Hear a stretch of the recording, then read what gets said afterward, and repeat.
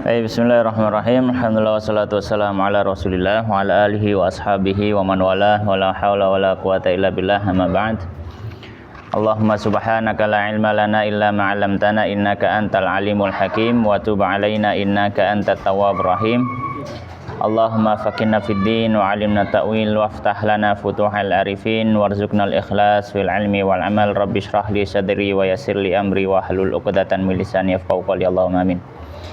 Kita masih melanjutkan ngaji kitab Bulughul Maram min Adillatil Ahkam yang ditulis oleh Al-Hafidz Ahmad bin Ali bin Hajar Al-Asqalani yang wafat tahun 852 Hijriah. Rahimahullahu rahmatan wasi'ah. Dan kita masih membahas dalam pembahasan Kitabul Buyu', pembahasan fikih jual beli, dan secara khusus yaitu bab masalah riba ya. Bab masalah apa? Masalah riba sampai hadis nomor 718 ya, hadis nomor 718 terakhir 717 saya berarti 718 ya.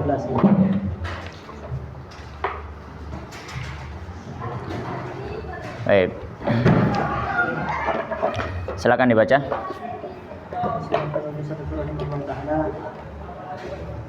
Wan Samurah bin Jundub, dari Samurah bin Jundub radhiyallahu anhu, anna nabiyya, bahwasanya Nabi sallallahu alaihi wasallam an bai'il hayawan, dari menjual binatang bil hayawan dengan binatang lain.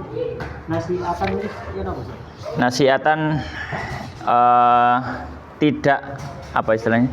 Tidak serah terima. Maksudnya tidak secara langsung. Tidak secara langsung. Ya. Nasi'atan tidak secara langsung. Rawahu khamsah disebutkan lima wasahahu Tirmidzi dan wasahahnya Tirmidzi wa Ibnu Jarud dan Ibnu Jarud. Sebentar.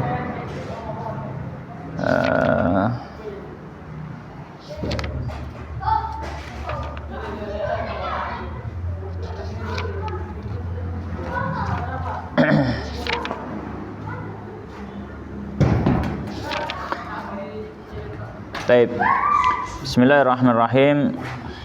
Qala al-musannifu rahimahullahu ta'ala wa nafa'ana bil ilmi fid dunya wal akhirah wa dakhalahu fasiya jannatihi wa taghammadahu bi rahmatihi. Allahumma amin. Hadis yang ke-10 di bab ini atau hadis nomor 718.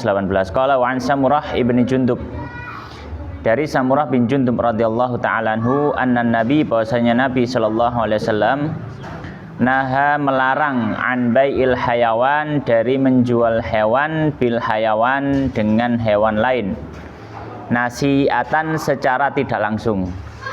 Nasi'atan secara tidak langsung. Maksudnya apa? Secara tidak langsung, yaitu serah terima barang tidak dilaksanakan di waktu itu. Jadi misalkan katit ujol wedhus misalkan, tapi wedhusnya wis oleh tapi ijolane goreng dikekno. Ya, itu maksudnya nasi'atan, secara tidak langsung. Rawahul khamsah, hadis ini diriwayatkan oleh yang 5, yaitu berarti ashabus sunan dengan Imam Ahmad. Wasahahu Tirmidzi, dan disahihkan oleh Imam Tirmidzi. Ya. Wa Ibnu Jarud, dan juga Ibnu Jarud. Taib. Maka hadis ini memberikan atau membahas tentang satu masalah. Apa itu? Hewan ditukar hewan. Hewan ditukar hewan. Maka faedahnya hadis ini menjadi dalil bagi pendapat sebagian ulama yang mengatakan hewan kalau ditukar hewan boleh. Hewan kalau ditukar hewan boleh. Tapi syaratnya apa? Syaratnya harus serah terima di tempat. Syaratnya harus serah terima di tempat. Ini pendapat sebagian ulama. Saya katakan pendapat apa? Sebagian ulama. Mereka berdalil dengan apa? Berdalil dengan hadis ini. Ya, berdalil dengan hadis ini bahwasanya Nabi SAW melarang dari jual beli hewan dengan hewan, maksudnya jual beli hewan dengan hewan ya tukar menukar hewan, nasi'atan secara tidak langsung, maksudnya serah terimanya nggak di situ. Ya, maunya serah terimanya tidak di situ. Baik. Nah, ini pendapat dari sebagian ulama berlandaskan hadis ini. Ulama yang lain berpandangan jual beli hewan, tukar menukar hewan boleh secara mutlak bagaimanapun bentuknya. Dalam artian serah terima nggak harus di tempat itu. Ini pendapat sebagian yang lain. Ya. Jadi ada ulama yang berpendapat harus serah terima di situ. Alasannya apa? Alasannya hadis ini. Tapi sebagian ulama memandang tidak harus serah terima. Serah terima nanti juga nggak apa-apa. Serah terima nanti juga tidak masalah. Dalam artian sudah dapat hewannya tapi penggantinya belum, tidak masalah. Ya, tidak masalah. Nah, alasan ulama yang kedua ini, pendapat yang kedua, alasannya apa? Alasannya akan kita ketahui nanti di hadis nomor, ya, kalian bisa lihat hadis nomor 722. Ketemu? Hadis 722. Nah, itu di hadis itu diceritakan fakuntu akhudul ba'ir bil ba'iraini. Maka saya ngambil satu onta, tuker dapat 2 onta. Ya. Afan. Sebentar.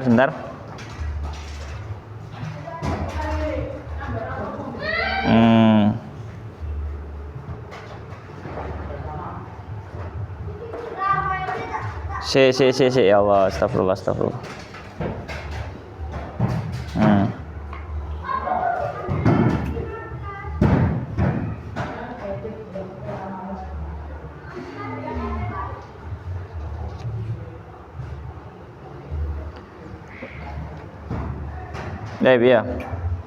Ya.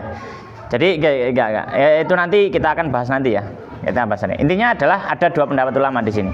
Pendapat yang pertama mengatakan bahwasanya kalau tukar menukar hewan, ya, bahwasanya kalau tukar menukar hewan serah terima hewan dua-duanya harus di tempat itu. Ya, landasannya adalah hadis ini.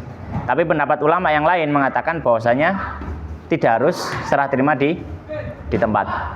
Ya, alasannya apa? Alasannya bahwasanya hadisnya ini, saya ulangi ya alasannya. Alasannya hadisnya ini sebagian ulama memandang hadisnya dhaif. Hadisnya lemah. Ya. Kenapa? Karena ini adalah hadis yang diriwayatkan oleh Al Hasan Al Basri, diriwayatkan dari sahabat Samurah bin Jundub. Dan para ahli hadis mengatakan Hasan Al Basri ini nggak pernah meriwayatkan hadis dari Samurah. Dalam artian gurung tahu ketemu, gurung tahu kepethuk. Jadi bagaimana bisa meriwayatkan dengan orang yang belum pernah bertemu? Sebagian ulama memandangnya seperti itu. Ala kulli hal, hadis ini menjadi dalil bagi pendapat yang mengatakan kalau tukar menukar hewan harus serah terima di tempat.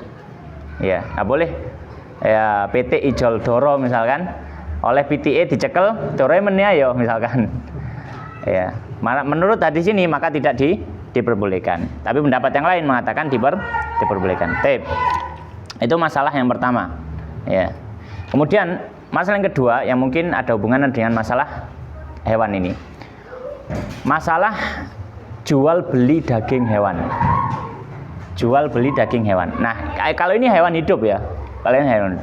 Bagaimana kalau jual beli daging hewan? Para ulama mengatakan kalau jual beli daging hewan dan hewannya sama, maka berlaku hukum riba. Iya kan? Berlaku hukum riba. Kita masih ingat ya. Kenapa? Karena di sini daging itu sudah bahan makanan. Nek kewan gurung kan kalau jenenge kewan kan diambilkan dagingnya karena dia masih belum jadi bahan makanan. Tapi kalau daging sudah bahan makanan. Maka kalau daging ketemu daging misalkan daging wedhus dijual daging wedhus. Ya. Maka boleh dengan syarat 3 yang kemarin kita sudah bahas di masalah riba. Jadi dia harus timbangannya kudu podo, tidak boleh ada penundaan, ya. Serah terima harus di tempat. Kalau daging hewan dengan daging hewan dan jenisnya sama. Ya. Nah, kalau jenisnya beda, maka berlaku ini berarti ilahnya sama karena sama-sama bahan makanan, tapi apa jenis beda, maka syaratnya cuma dua, yaitu apa? Yaitu dia harus serah terima di tempat dan tidak boleh ada syarat penundaan. Beratnya beda nggak masalah, misalkan daging kambing dijual daging jaran, maka nggak apa, daging kambing bawa misalkan 10 kilo dapat daging daging kuda dapat 5 kilo, nggak apa-apa. Ya, maka kalau daging, ya kita bicara daging ini sudah lepas dari sini hewan. Tapi ini kalau dia sudah bentuk daging, maka berlaku apa hukum riba. Ya, berlaku hukum riba. Ya, jadi itu kalau jual beli daging dengan daging. Masalah yang berikutnya, masalah yang ketiga, bagaimana kalau daging didol kewan?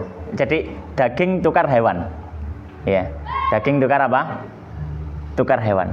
Para ulama mengatakan kalau daging kemudian ditukar hewan, para ulama mutlak dilarang untuk ditukar. Mutlak apapun, meskipun beda jenis ataupun sama jenis, maka dilarang ditukar. Kenapa?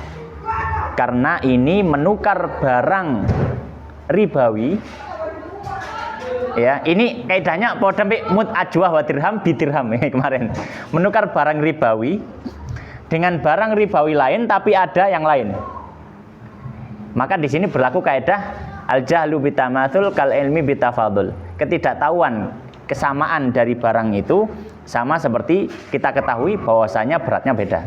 Maka di sini daging ketemu daging, tapi nang kono ono tambahan, ono kulite, ono ususe, ono jeroane dan seterusnya. Maka nggak boleh menukar daging dengan hewan hidup.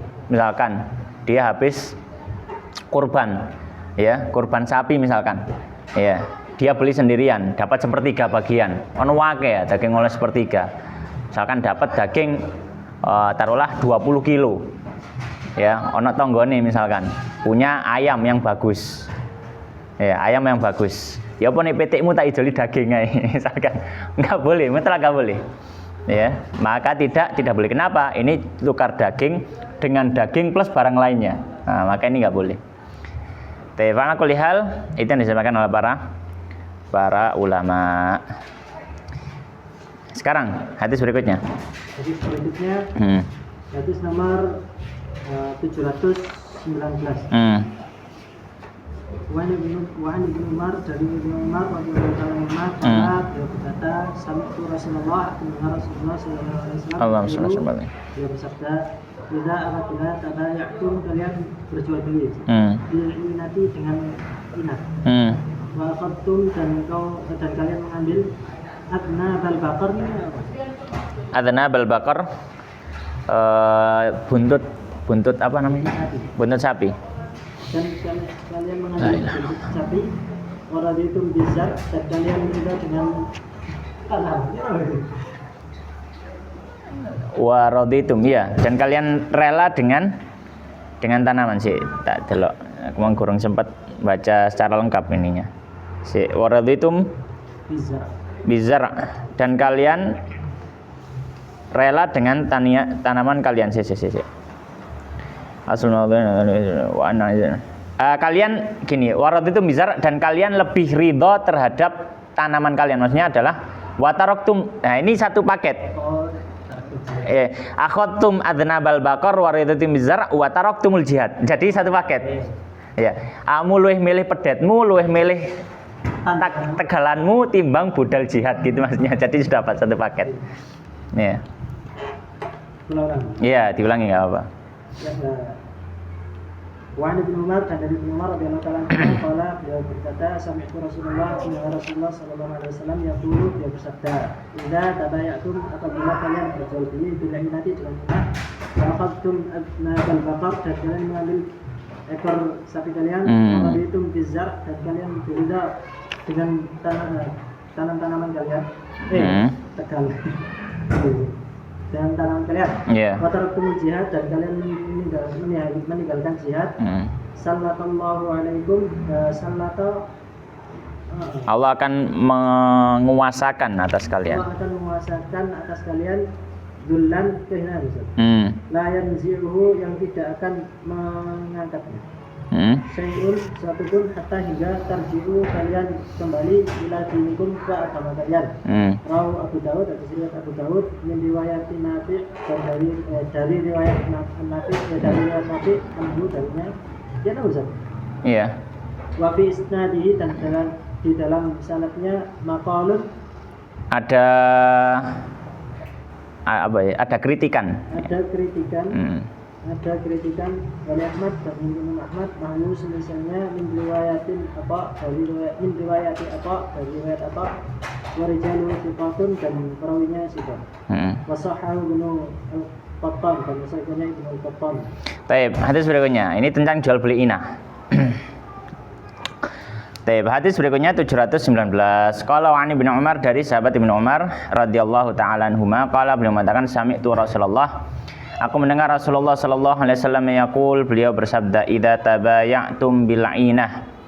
Jika kalian berjual beli dengan jual beli inah. Nanti tak jelaskan gimana jual beli inah itu. Wa akhadtum adnabal baqar, dan kalian sudah memegang atau kalian memegang buntut sapi kalian. Makanya kalian itu lebih milih angon, lebih milih ternak kalian. Waraditum bizar, dan kalian lebih ridho dengan tanaman kalian. Wa taraktumul jihad, akhirnya kalian meninggalkan jihad. Makanya kalian itu lebih mementingkan kehidupan dunia daripada berangkat jihad. Maka apa dampaknya, akibatnya? Sallallahu alaikum, Allah akan menguasakan atas kalian. Makanya menguasakan di sini adalah memberikan dampak. Apa dampaknya? Zullan, kehinaan. Makanya dampak atau efeknya orang nggak mau jihad itu dia akan hina. Dia akan hina. Ya, hina di dunia, hina di akhirat. Hina di dunia, hina di akhirat. La yanzi'uhu, tidaklah Allah mencabut kehinaan tadi hatta tarji'u, hingga kalian kembali ila dinikum, kepada agama kalian. Maksudnya apa? Budal jihad. Ya, budal jihad. Rawahu Abu Daud, hadis riwayat Abu Daud min riwayati Nafi' anhu, dari riwayatnya Nafi', ya. Anhu, jadi dari Ibnu Umar. Jadi riwayatnya dari Nafi' dari Ibnu Umar gitu. Wa fi sanadi, dan dalam sanadnya maqalun, ada kritikan, ya, ada kritikan terhadap sanad hadis ini. Wali Ahmad, dan dalam riwayat Imam Ahmad nahwuhu, yang semisal min riwayati Atha, dari riwayatnya Atha, ya, dari riwayatnya Atha. Warijaluhu thiqat, dan perawinya thiqat, bisa dipercaya semua. Ya, wasahahu Ibnu Qattan, dan disahihkan oleh Ibnu Qattan. Maka hadis ini membahas satu masalah. Masalah apa itu? Masalah jual beli inah. Nah, jual beli inah. Gambarannya jual beli inah. Jual beli inah itu gini. Jadi dia itu seperti ngakali riba. Jual beli inah itu seperti ngakali riba. Baik. Kan kita tahu ya, riba terbagi menjadi dua sebelum itu ya. Ada yang namanya riba dia jual beli, riba jual beli kita bahas. Ada yang dia adalah riba hutang piutang. Kalau riba hutang piutang itu orang menghutangi dengan nominal tertentu, mengutangi uang ya. Namun dia mendapatkan nominal yang lebih dari uang yang dia keluarkan untuk dihutangkan itu. Jadi ini riba hutang piutang, ini riba juga, dan ini yang disebut dengan riba jahiliyah. Ya, riba sing jelas-jelas riba. Wah, nggak mungkin nggak ketok iki riba, itu jelas riba. Tak utangi 10.000 ya, tapi balikno 12.000. Ini riba. Utawa tak utangi 10.000, bayarmu sak minggu. Telat tak denda. Nah, ini riba juga. Telat tak denda, denda ini riba pisan. Ya, maka ini riba. Maka ini riba hutang piutang. Nah, terus di sini ada jual beli apa? Jual beli inah. Ya.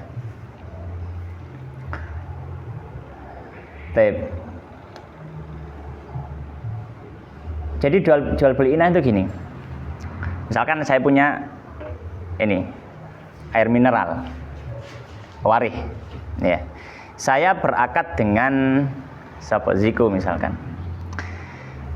Ya, saya berakad dengan Ziko. Saya mengatakan, ya, Ziko, saya jual air warih ke kamu ini harganya 10.000. Air mineral ini ya, di botol ini saya jual 10.000. Ya. Terus Ziko, iya saya beli, bayarnya hutang. Warih pindah jadi miliknya siapa? Ziko. Dan Ziko punya hutang ke saya berapa? 10.000. Ya. Ziko punya utang ke saya 10.000. Kemudian Ziko jual lagi air ini saya. Ya, Ziko jual lagi air ini apa ke saya? Ya. Saya jual air ini, air dalam botol ini ya ke saya, ya ke Danang misalkan. Saya jual ya saya jual harganya 8.000 cash. Harganya 8.000 tapi cash. Maka air warih kembali ke saya. Saya kasih uang Ziko berapa? 8.000. Maka air ini sebenarnya nggak berpindah. Tapi Ziko punya hutang ke saya 10.000. Tapi dia dapat uang dari saya cuma 8.000. Jadi seolah-olah kalau air ini nggak ada, Ziko utang 10.000 tapi oleh 8.000, sehingga dia seperti hutang 8.000 bayarin kok 10.000. Jadi ini utang jual beli inah namanya. Jual beli inah. Nah, jual beli inah ini adalah salah satu bentuk ngakali riba.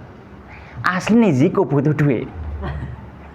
Dan saya gelem ngutangi, tapi emoh nek balik no podo duit. Kudu untung aku. Saya mau ngutangi tapi apa? Untung, sehingga saya menghadirkan iki gaya carane. Ini kayak ngakali. Ngakalnya apa? Bentuknya jual beli. Sehingga apa? Saya seperti ngutangi Ziko 10.000, ngutangi Ziko 8.000, tapi Ziko balikin berapa? 10.000. Soalnya utangi Ziko 10.000. Tapi ini dijadikan kambing hitam. Air ini, satu botol ini dijadikan apa? Alasan. Saya nggak riba, saya nggak utang kok. Lah terus apa? Saya jual beli. Tapi ya apa carane cek Ziko oleh duit 8.000, tapi ya apa carane aku oleh untung teko utang uang yang saya keluarkan tadi. Artinya saya tetap dapat 10.000 untung 2.000. Nah, ini jual beli inah. Iya. Mbok iku uteke wong ona ya uteke gitu ya. Jual beli inah, dan ini terjadi, sempat terjadi. Dan itu disampaikan oleh Nabi SAW. Akan terjadi pada akhir zaman, jual beli inah semacam ini. Ya, makanya ini disebut jual beli inah. Ya, makanya ini salah satu bentuknya. Bentuk yang lain misalkan, ya,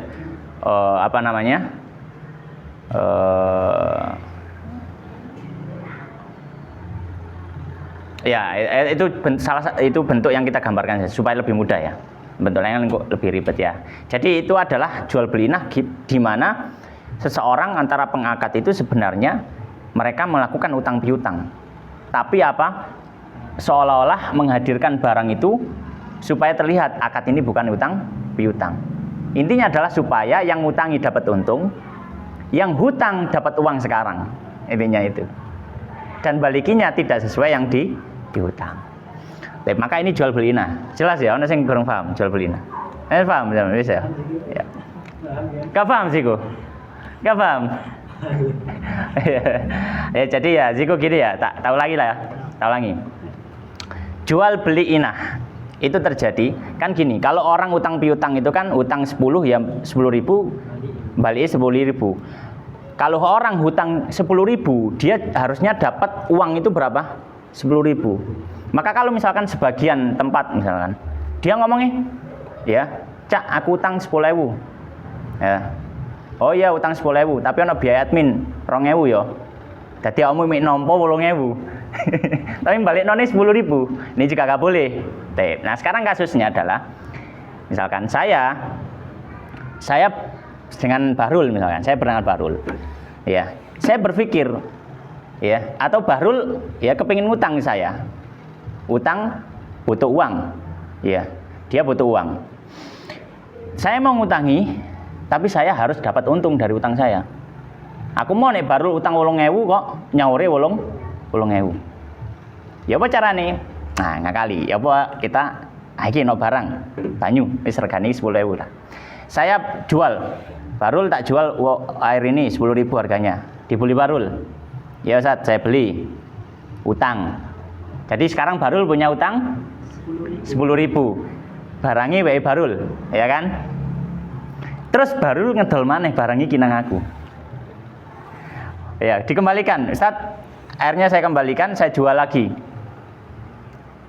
Harganya berapa, Rul? 8.000, tapi cash.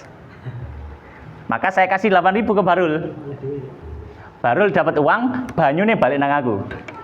Maka sebenarnya air ini nggak kemana-mana, tetap punya saya. Tapi saya ngeluarkan uang ke Barul 8.000 dan Barul punya utang ke saya 10.000. Maka seperti Barul ini utang 10.000, dapatnya cuma 8.000, tapi nyauri ya pancen 10.000. Jadi kayak utang 8.000 bayar 10.000. Ya paham ya? Ya paham insyaallah. Seperti itu. Ini jual beli ina. Maka jual beli ina dilarang. Maka hadis ini memberikan faedah. Apa faedahnya? Yang pertama, ya, termasuk jual beli yang diharamkan adalah jual beli ainah. Jual beli apa? Jual beli ainah. Ya. Dan para ulama, jumhur ulama mengatakan mau hal ini disepakati di awal, dibicarakan di awal memang, atau enggak, mau ada rencana atau enggak ada rencana sama saja enggak boleh. Pokoknya bentuk seperti itu tadi enggak boleh. Imam Syafi'i mengatakan jual beli ini dilarang kalau ada kesepakatan. Kalau ada kesepakatan, sudah direncanakan di awal. Kalau sudah direncanakan di awal. Tapi kalau misalkan nggak ada rencana sama sekali, memang sudah nggak ada rencana, wis. Ya misalkan tadi Barul tadi ya, misalkan Barul ingin beli air ini. Saya beli airnya, Ustaz, ya wis, tak jual. Berapa harganya? 10.000. Barul, saya nggak punya uang, Ustaz, utang dulu. Ya nggak apa-apa, wis tak kekno. Wis Barul bawa airnya. Terus mikir, iya apa ya tuku banyu ya? Tak balik tak dole baik payu gitu. Maka dikembalikan, saya tak jual lagi airnya ke sampean misalkan. Ya. Ya yes, gak apa-apa, piro regane Rul? Berapa harganya? 10.000. Nah, ayo kok 10.000, wong aku mang 10.000. Ya. Ya 8.000 wes ya. Ya 8.000. Tak kei uang cash. Tak ambil. Kita nggak ada kesepakatan, kata Imam Syafi'i, gak apa-apa. Kalau tidak ada kesepakatan, karena ini nggak direncanakan sama sekali. Nggak ngakali riba sama sekali. Memang sama-sama ada butuhnya, ada alasan. Kenapa? Alasannya Imam Syafi'i apa? Karena ini jual beli. Ini jual beli. Nah, jual beli ini dilarang alasannya karena dia coba ngakali. Dan orang nggak mungkin ngakali kalau tidak direncanakan dari awal. Iya kan? Masa orang ngakali tapi nggak direncanakan, kan nggak mungkin. Nggak ngakali senenge. Ngakali kan harus ada apa rencana. Maka Imam Syafi'i mengatakan kalau direncanakan nggak boleh, haram. Karena sama saja ini apa, riba, utang piutang. Tapi kalau tidak direncanakan boleh, kata Imam Syafi'i. Kata jumhur ulama mengatakan mutlak tidak boleh. Jual beli inah mutlak tidak boleh. Nah, ini pelajaran yang pertama. Ya. Pelajaran kedua, bahwasanya termasuk hal yang membuat orang itu hina dunia akhirat, dia lebih cinta dunia daripada jihad. Ya, salah satu hal yang membuat orang itu hina dunia akhirat, lebih cinta Lebih cinta dunia daripada jihad. Ya, akan dia menjadi orang-orang yang hina. Ya. Sudah waktunya jihad ini, ya. Jihad sing temen tapi ya, jihad sing temen. Maksudnya memang ketok wong kafir misalkan, depan misalkan Gaza misalkan diserang ya kan. Terus ketok moto, maksudnya jelas iki wong kafir kene muslim. Ini jihad bener. Duduk padha ngantem wong muslim, ini bukan jihad. Kalau sama-sama muslim bukan jihad, itu malah diharamkan. Tapi yang jelas-jelas ini. Ya, jelas-jelas misalkan. Kalau zaman dulu misalkan kita di Indonesia ada orang-orang Portugis, ada orang-orang Jepang, ada orang-orang Belanda. Mereka kafir jelas. Kata para ulama ini jihad. Kalau orang itu datang ke negeri kita, terus kemudian menindas kita, maka kita perangi mereka. Jihad.